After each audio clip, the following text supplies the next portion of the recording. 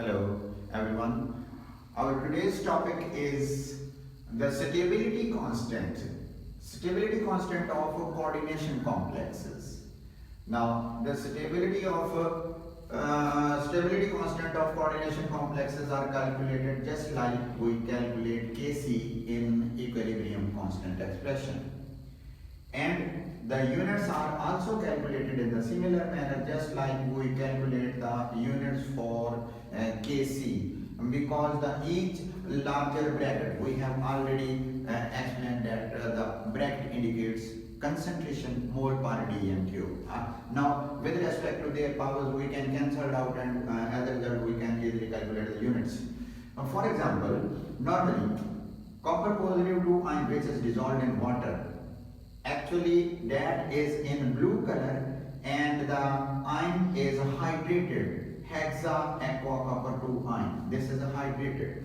Now when we add ammonia, concentrated ammonia in it, automatically this deep blue color solution we obtain. It means that this ammonia has replaced this water which is attached with copper positive 2 ion as a ligand. It means that the substitution of water molecule with ammonia ligand is easily. The complex formed by the ammonia is more stable as compared to the complex formed by the water molecule as a ligand with copper ion.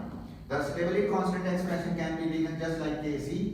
The concentration, molar concentration of the products are taken and then divided by the product of the molar concentrations of the reactants. Here, ammonia and hexa aqua copper 2 ion are both are the reactant, and we can use equilibrium constant expression for the representation of stability constant. This is, and the similar expression can be written for if we add concentrated HCl in copper positive 2 hydrated aqueous solution, then these are the reactants and these are the products. Using the equilibrium constant expression, the stability constant can be represented as this is the product copper tetrachlorocopper cuprate 2 ion divided by all these reactants. Here the water molecule is not mentioned because the quantity of the water is too much large, which is considered to be a constant, that is not represented. Now the stability constant represents that which coordination complex can be formed quite easily and which coordination complex is more stable. It is observed that if bidentate or polydentate ligands are there, their coordination complexes are very stable. Their stability constant is much higher. For example, if we react with the copper positive 2 ion solution with the aqueous ammonia, deep blue coloration of this, and we add 1,2-dihydroxybenzene. Now this dihydroxybenzene, by ionizing, removing both H positive ion, can produce a bidentate ligand, and bidentate ligand can easily form a complex with copper ion. With copper ion, now if with copper ion is there, means that -2 charge will be there. Now the stability constant of this complex is much higher. By addition of ammonia, this complex can be reversed back quite with quite difficulty. Similarly, we have learned in the previous lecture that EDTA is polydentate complex. EDTA, for example, this is CH2 and then CH2 and then COOH, CH2 then COOH. in the similar manner, this is CH2COOH and CH2 and COOH. This is the formula of EDTA. Whenever aqueous solution of EDTA is taken, it is ionized, producing negative charge on these 4 oxygen. And we know that already 2 lone pairs on each nitrogen is also present. It means that this EDTA, only one molecule can form 6 coordinate covalent bond, and in this manner, if it form a coordinate covalent bond with the any transition metal, stability of EDTA complex, for example, if we have Cu positive 2, then all these will form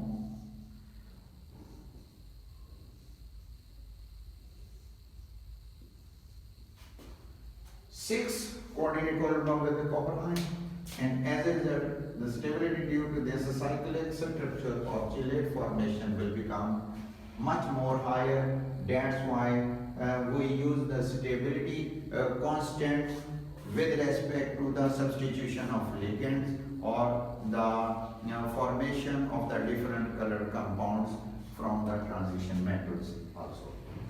Next is the color of the coordination complexes. Color of coordination complexes. How this appear? This appear due to the dd transition of electron. Whenever we represent d orbitals, we represent just like this. We represent just like this. These are the 5d orbitals. These are dxy, dyz, dxz, dx square dash y square, and then dz square. Different form of it.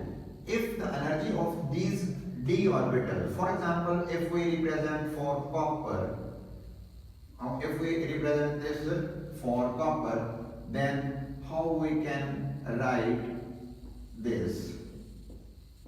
There are 9 electrons present in d orbitals. When the ligands are not attached to it, all the d orbitals are in equal energy, and these are called as degenerate orbitals. But when ligand approach,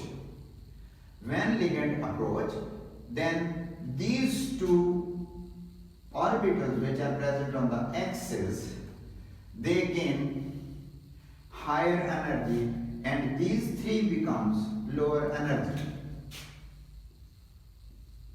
Splitting takes place just like this. These 3 comes dxy, dyz, dxz.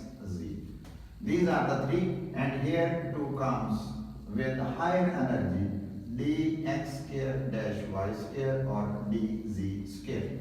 Now, according to the Hund's rule, these low energy orbitals will be utilized, will be filled first. 6 electrons will come here. How many electrons left? 3 electrons. One electrons comes here. Only one orbital is paired up and one orbital remains short of 1 electron, not paired. Now, the splitting or a gap between this is represented by delta E. How much energy will be utilized? This delta E is different for different types of ligands. Strong field ligand or weak field ligand vary in the splitting energy, due to which variety type of monochromatic light will be absorbed from the white light, and automatically coordination complex become appear to be colored. How color will take place? Now, whenever light will be provided. Then, due to the influence by absorbing light energy, one electron from the lower energy orbitals will be shifted to the higher energy orbitals. It means that during this process, energy will be absorbed, and that energy will be absorbed in the form of radiations. Whenever from a monochromatic light from the white light is absorbed, then according to the complementary colors, the wavelength which is absorbed, exactly opposite color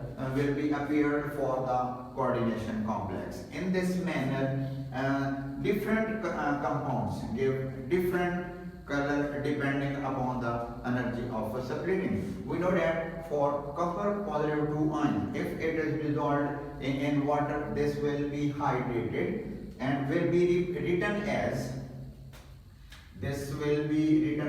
Cu H2O 6 positive 2.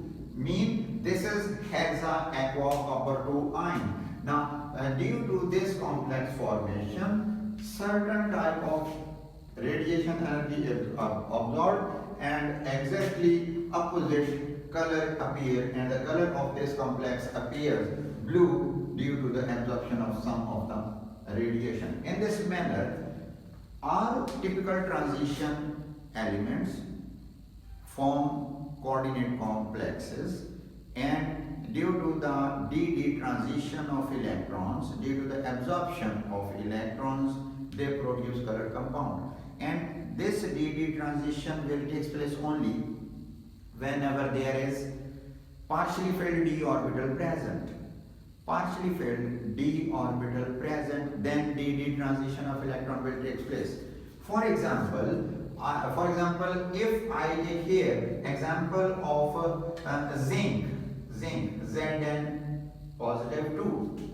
If Zn positive 2 ion is present, then there is no partially filled d orbital. Why?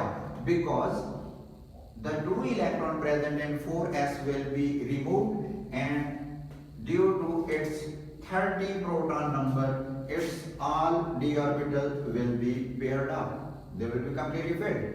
Now, if these are completely filled, then automatically the electron will also be present here, and all the higher energy orbitals are also filled. There is no space for the electron to jump into the higher energy state by absorbing monochromatic light. That's why, because the d orbital is not partially filled in case of zinc. That's why zinc never gives color compound. Zinc, scandium, yttrium, mercury, all these are d block elements, but these are not transition elements, because we define transition elements only by the definition. Those elements which have their in ionic situation necessarily partially filled d orbital, those are called as typical transition metals. I think so.